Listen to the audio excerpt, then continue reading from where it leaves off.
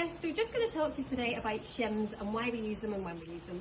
So saddles have two different fillings in the panels. So this is the panels of your saddle, and this saddle here is a foam saddle. Now this is a close contact saddle, so if you come up close for me, you'll see how minimal the foam is in this saddle.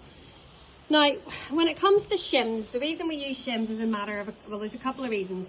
One is when the horse has very little top line, we'll use a shim to try to build up a bit more, and only in a foam saddle. So with flock, we'll add more flock, we'll work on asymmetrically flocking it, but when we're in a foam saddle, we're a little bit limited to what we can do, and that's when shims come into play. And when we're talking about shims, we have different options. So you'll buy like shimmed out half pads that you can use to riser out different areas, and this is what sort of comes inside those. These like memory foam pieces like this, and you can shift and shape with what you want, whether it's wee thin ones at the front and back or thicker ones.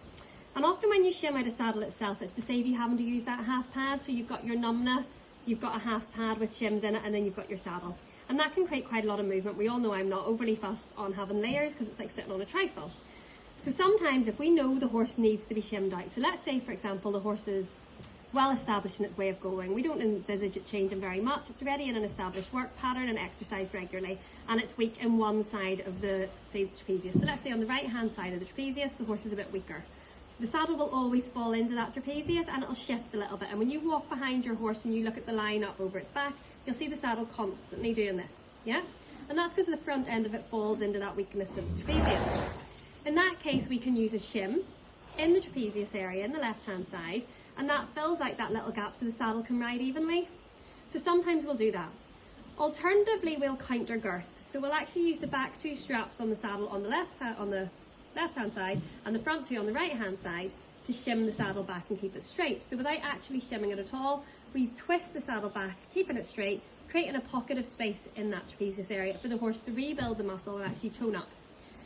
So what am I saying? What I'm saying is that we shim if we think the horse isn't going to develop that muscle better and we're accepting the fact the horse is asymmetrical.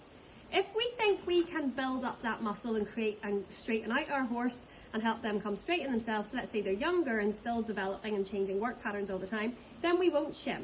We'll try to leave that gap and we'll ask the rider to balance that out, or we'll counter girth. And that allows the horse to build up the space. Now the only other type of shimming you're going to see is in a saddle like this that is very, very close contact, very minimal. And let's say you want to work with it on a horse that doesn't have a huge top line and you know they're a bit weak through the top and they're a bit skeletal, you'll actually see shims added to the saddle like this. Now this is a soft memory foam, yeah? Real soft, very pliable. And this is actually added in underneath the panel. It goes in here in the saddle and it creates a more cushioned effect within the saddle without having to constantly rely upon a nice thick numna like a poly pad or a merino wool line numna. Now, that's okay to shim out a saddle, it's absolutely perfect. It's the normal thing that happens. We can shim inside the saddle or we can use a shimmed out numna or shimmed out pad.